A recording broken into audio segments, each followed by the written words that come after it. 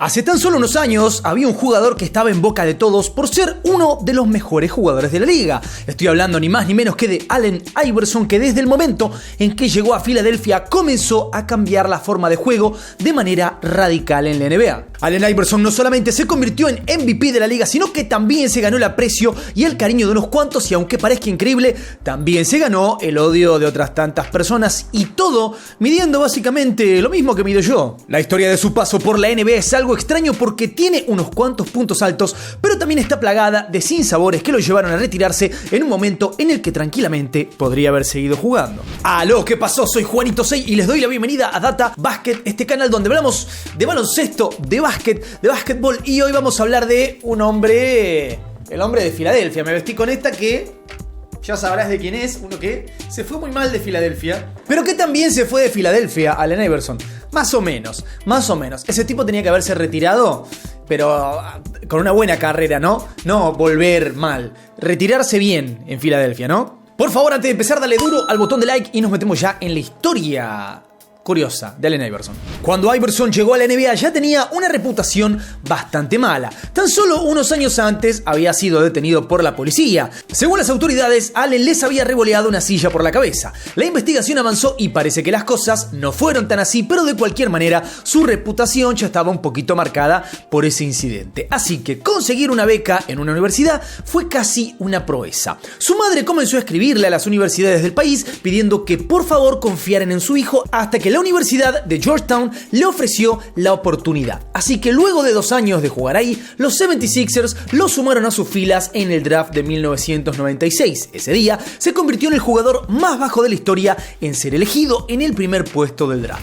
Dato de color, el tipo era tan grosso que tuvo que elegir entre el fútbol americano y el básquet. En ese nivel estaba el tipo, podía haber ido a la NFL, una locura. La llegada de Iverson a los Sixers fue todo un suceso. Desde el primer momento mostró que tenía lo que necesitaba para convertirse en un jugador fundamental para el equipo. Basta con decir que su temporada de novato la finalizó con un promedio de 23 puntos por partido, 7 asistencias y 2 robos. Además, ganó el premio a novato del año y formó parte del mejor quinteto de novatos de la temporada. Para esa época, los Chicago Bulls, obviamente, todos sabrán que estaban arrasando y no paraban de ganar campeonatos, así que no era sorpresa que la mayoría de los jugadores de la NBA trataran de parecerse a Michael Jordan lo más posible. Pero Allen Iverson estaba en una onda diferente. Él estaba más enfocado en el rap, en el hip hop, así que desde el vamos podíamos darnos cuenta de que se trataba de un tipo diferente. Se puede decir que fue uno de los primeros en adoptar ese estilo, o por lo menos de una forma tan marcada que con el tiempo copiaron unos cuantos otros jugadores. Y esta nueva moda en la NBA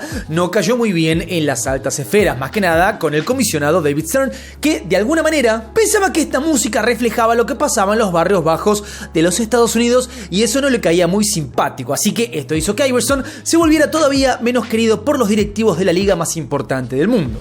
Dato de color, en un momento comenzó a ser multado Allen Iverson. ¿Por qué? Porque le prohibían, y después esto se extendió a la liga obviamente, la prohibición de que los pantalones, los shorts, el pantalón corto, pasara de la rodilla para abajo, que fuera más largo que la rodilla, como lo usaría un rapero de aquellas épocas. Ahora los raperos van con chupines, ya no existe eso de la ropa ancha, pero cuando la ropa se usaba ancha, el short tenía que ser gigante, y esto es algo que se lo prohibieron, lo siguió haciendo y comenzaron a multarlo. Esto que parecía una moda entonces, para Allen Iverson era todo un estilo de vida. De hecho, en el año 2000 trató de iniciar una carrera musical, pero sus canciones, recibieron críticas por todos lados y nunca fueron un éxito en el mercado. Y fue justamente David Stern quien lo criticó duramente por la música y le dijo que era una vergüenza para la NBA. Incluso se rumorea que la salida del disco se canceló por presión de David Stern, quien dijo que si alguna vez salía a la venta le iba a prohibir a Allen Iverson volver a jugar en la liga. Los invito a revisar el tema Last Night. Era un hit en mi Winamp hace unos años. Tema de Iverson, Está bueno ese tema. Es uno de los pocos de la NBA que realmente podía rapear y no tuvo una gran carrera. De hecho, tengo discos de Shaquille O'Neal. Rapeaba normal, pero como tenía mucha producción, mucho dinero, los temas estaban muy buenos, los de Shaquille O'Neal también. Pero la diferencia es que Iverson rapea mucho mejor que Shaquille O'Neal. Todo eso de la música finalmente quedó en el pasado y Iverson jugó las siguientes temporadas como nunca antes lo había hecho. No solamente ganó el premio al jugador MVP de la temporada, sino que también llevó a los Sixers a las finales, aunque Ahí no le fue tan bien porque fueron aplastados por los Lakers. De cualquier manera, su imagen pública seguía sin ser la mejor del mundo. A pesar de que era un jugador tremendo y que sus números individuales estaban mejor que nunca, los medios no lo dejaban en paz. De hecho, alguien inventó que había tenido una pelea con su esposa y que la había echado de la casa desnuda. Lo más loco de todo eso es que se trataba de un rumor y que no había pruebas de nada, pero todos los medios lo vendieron como si fuese algo cierto, porque claro, Allen Iverson era sinónimo de complicaciones. Es como que me digas, ay, Rodman le escupió en la cara a un señor en un bar y le dio un cachetazo.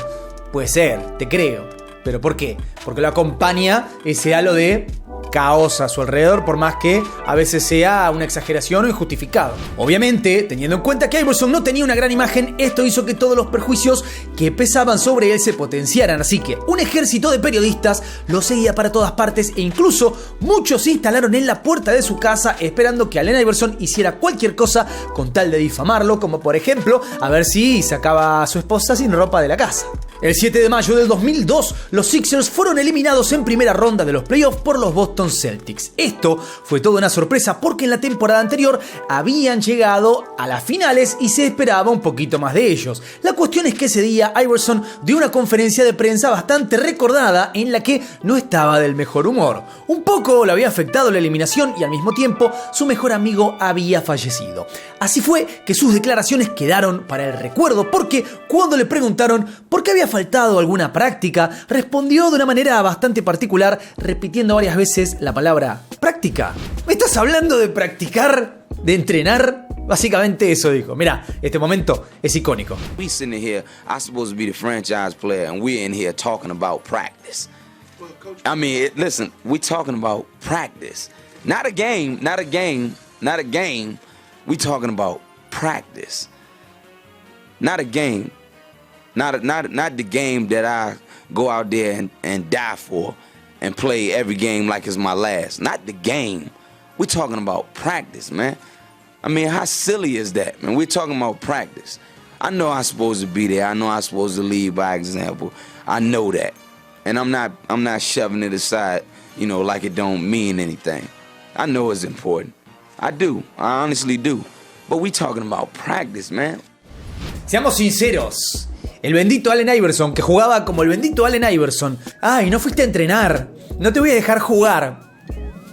Por amor de Dios. Es como que el Jordan faltara a entrenar y decir, ay, no jugás mañana. Pero mira cómo juegas sin entrenar. ¿Me estás jodiendo? Ahora, ¿es un muy mal ejemplo no entrenar para el resto del equipo? Claro que sí. Y segundo, ¿qué tan bueno podría ser si no dejaras de entrenar nunca? Sería incluso aún mejor el jugador. Pero bueno, no se le puede reprochar nada a un tipo que cuando tenía que hacer su trabajo lo hacía a la perfección. Pero las cosas no terminaron ahí. Iverson comenzó a recibir una cantidad de odio de los medios como nunca antes había recibido. Esta vez no lo dejaron en paz afuera y tampoco adentro de la cancha, porque cada cosa que hacía parecía una buena razón para criticarlo. Los periodistas le pegaban si tiraba mucho, si tiraba poco, si fallaba e incluso si la metía, decían que no metía lo suficiente. Parece que se habían olvidado que sin él los Sixers nunca hubiesen llegado a las finales o que jamás hubiesen tenido un MVP de la temporada. Para colmo, después de que sucediera esa pelea entre los Pacers y los Pistons, la imagen de la NBA estaba por el piso y esto no era muy del agrado, digamos, de David Stern, así que implementó una serie de medidas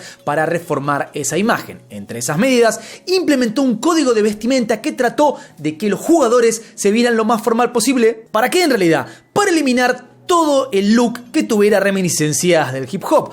¿Por qué? Porque el hip hop era cosa de violentos, de pandilleros y de gente de barrios bajos, todo mal, ¿no? Yo me vestía así en esa época.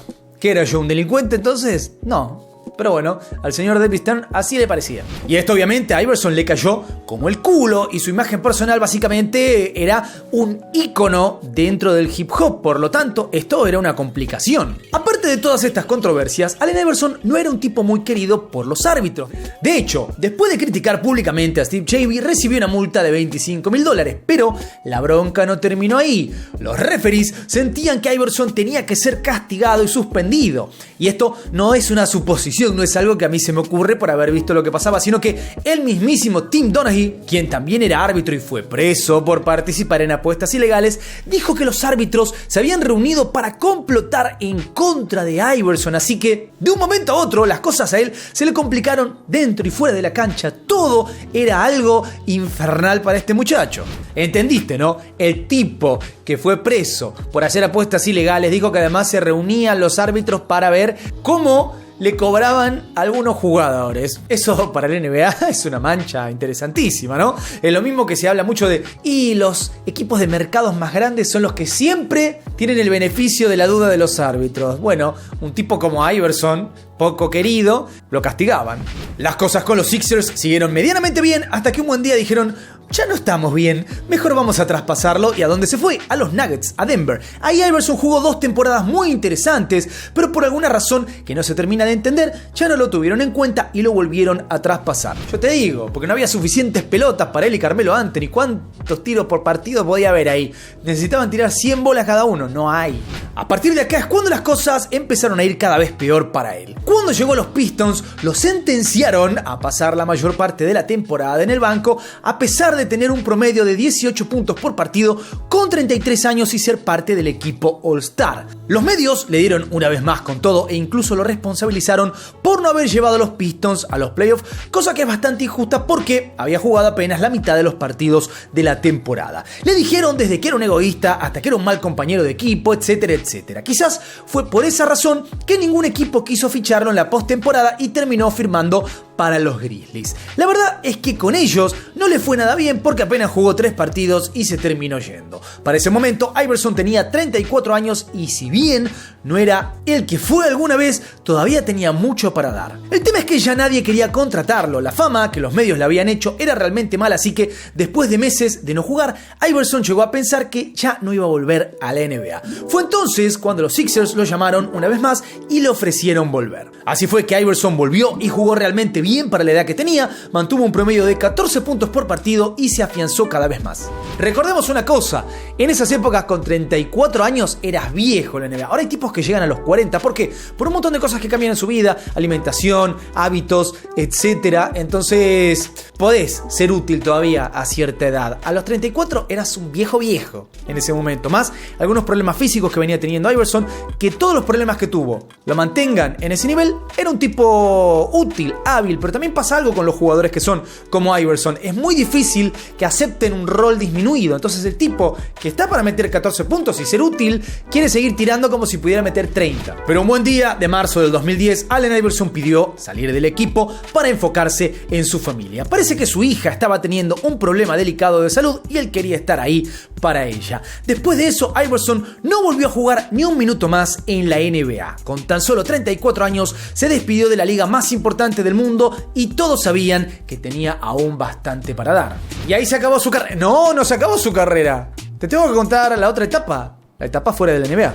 El 26 de octubre del 2010 salieron reportes en varios medios de comunicación diciendo que Allen Iverson había acordado recibir 4 millones por año durante 2 años para jugar ¿dónde? En Turquía, en la Superliga turca con el Besiktas. Equipo que no era de los más poderosos de Europa y de hecho jugaba en la segunda liga competitiva europea, la Eurocup, porque la principal siempre fue la Euroliga, ¿no? Así que el 29 de octubre de 2010 se anunció el fichaje y el 16 de noviembre estaba haciendo su debut con el equipo. En ese primer partido metió 15 puntos en 23 minutos, pero en enero de 2011 Iverson regresó a los Estados Unidos para operarse. Con todos los medios en contra y con la enemistad de los peces gordos del NBA, la carrera de Allen Iverson se terminó mucho antes de lo que debió. Quizás su principal problema es que nunca pretendió ser alguien que no era y siempre fue fiel a sí mismo. En una industria del deporte que muchas veces es hipócrita, parece que una personalidad como la de Allen Iverson nunca cayó bien y siempre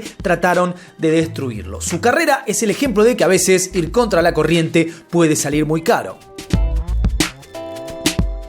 Y por sobre todo, no hizo tantas cosas graves. Eso hay que tener en cuenta. Este tipo no fue un loco, se mandó millones de... No, el tipo era simplemente uno que hacía ruido. Podríamos decir eso.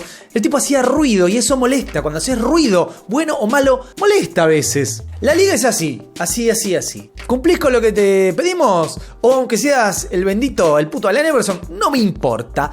Te vas de un plumazo. Y un poco así fue. Intentaron siempre mantenerlo ahí medio fuera de la liga y en la primera que pudieron dijeron, este señor fuera de la liga. Lo más importante, ¿recordás el crossover? que le hizo Jordan, que lo dejó pintado, esa la tenés que recordar. Si sos fanático de Iverson, comentame por ahí, no te olvides de darle duro al botón de like, suscribite, toca la campanita. Seguime en todas mis redes, te dejo otro video por ahí. Soy Juanito 6, esto es Data Basket y nos veremos la próxima. Paz.